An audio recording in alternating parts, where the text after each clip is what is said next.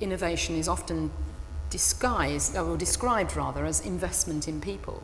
So these are just 3 organisations that moved their position in their market by consciously developing their people and investing in their people.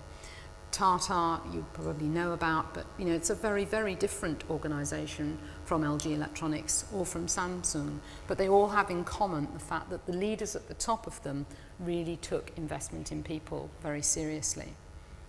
And there's another leadership piece here in a way, which I kind of picked up as a consequence of the Harvard connection, because I got to get the Harvard Business Review and was able to see that portal. And this is the whole leadership, level 5 leadership concept that Jim Collins at Harvard talks about, where he took the sort of Fortune 500 and looked at those organisations that consistently performed ahead of the market, and what did they all have in common. And what they had in common was a level 5 leader at the top. And the 2 key characteristics of a level 5 leader are somebody who always looks out of the window to apportion credit. So I heard it earlier about that positivity, that smiling, that telling people when they've done a good job, and looks in the mirror when they want to apportion blame. And I think the vast majority of leaders, sadly, do the obverse of that. And when people do that, and they do that really consistently and with integrity, then you start to see the results in their organisation, in their team, and in the people that work for them. There's also this business about the loss of talent, and this is one of the things that KPMG did, and which it's very proud of, although interestingly our competitors, I have heard sort of feedback saying that they feel we suffered as a result. At the time of the downturn in the early 2000s, an awful lot of people left the organisation, and probably mostly through redundancy. And the organisation reflected on that and felt that, understandably, and I suppose you could argue the NHS is in the same risk at the moment, many of the best people left. So when it happened again in 2008, they decided to take a different approach, and rather than have redundancy programs, which costs a lot of money, and we have quite a young workforce, so our costs wouldn't be comparable to some of the costs that are going on in the NHS in that regard. And the dilemma was really, how do we create flexibility in our cost base but keep those people? And we came up with something called Flexible Futures. And it meant that all of the staff were asked to volunteer. It was voluntary. There was a slight nervousness that if you didn't volunteer, your card would be marked, but actually it was genuinely voluntary. And that just for this 18-month period, they could volunteer either to reduce their working week by 1 day, unpaid, or to take more leave, but at 30% of pay. Now, some people jumped at that, to take 12 weeks leave at 30% pay and go around the world for a few months. For many of our workforce, many of whom are in their 20s and might well not yet have started a family, that was something that they jumped at. And it was entirely based on them trusting the organisation. And it was something that we used to publicise. Now, the scheme's no longer in place. And in fact, in this current downturn, because in our organisation the downturn is affecting us in the public sector, it's not affecting the entire organisation. In fact, consultancy firms are doing extremely well out of the banking situation at the moment because of the increase in regulation. We haven't re-implemented it. But we do now have a flexible approach to leave so that people can buy additional leave and just take a pay cut, as it were, in return for additional leave each year. And we also have a career break system. And in fact, the only people I know have taken career breaks have all been men. And they've been men with young families very often. So you can take up to 6 months out without any impact on where you are. If you take more than 6 months, then you have to take the risk that you might find you're demoted when you come back. So investing in talent to develop future leaders is really important. I heard about the mention of the Emerging Leaders Programme. We have an Emerging Leaders Programme that goes through the organisation. We've been running it for 7 years.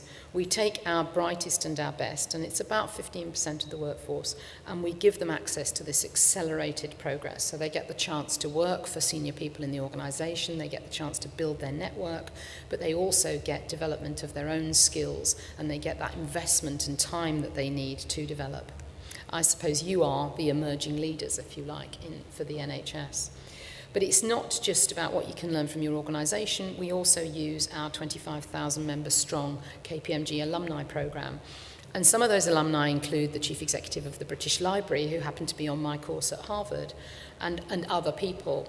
And we also take the views from outside. Now, this is equivalent to you listening to the patient experience, really, isn't it? It's about really reflecting on the customer out there and what that means. And I think organisations in the NHS that really listen to patient experience and really take that on board do seem to be ahead of those that don't.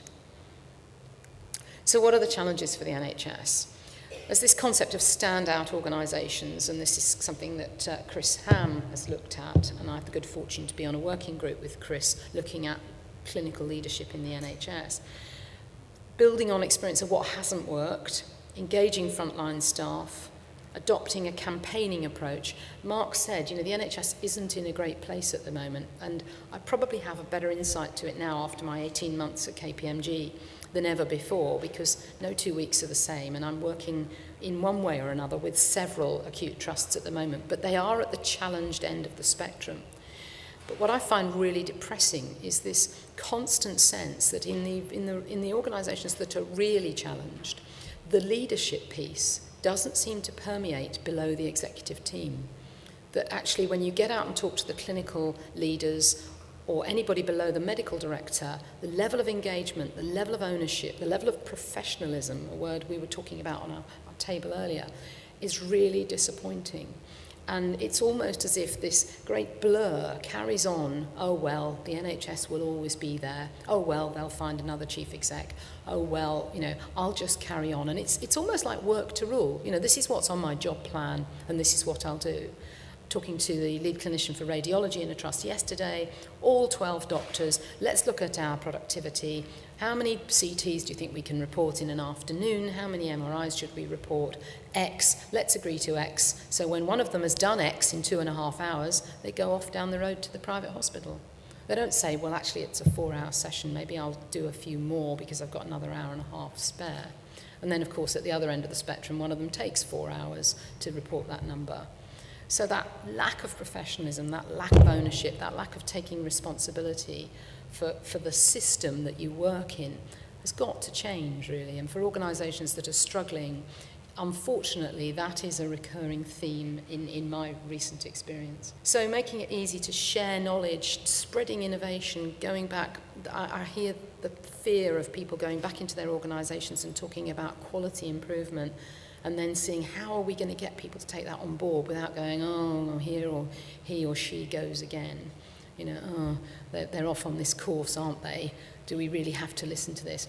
So I think when you go back, you're really going to have to find support, whether it's from the other people in this room, whether it's through the leadership program, whether it's through your own mentors, your own coaches, the innovators in your organisation that you can use as sounding boards. You will need a network to support you in this journey and to make you feel able to stay out ahead and not feel isolated and not become cynical and either decide to go back and go native, as it were, or move on. And I've spoken through diagnosis, I've spoken to a number of junior doctors in the last few months who are deciding to move on.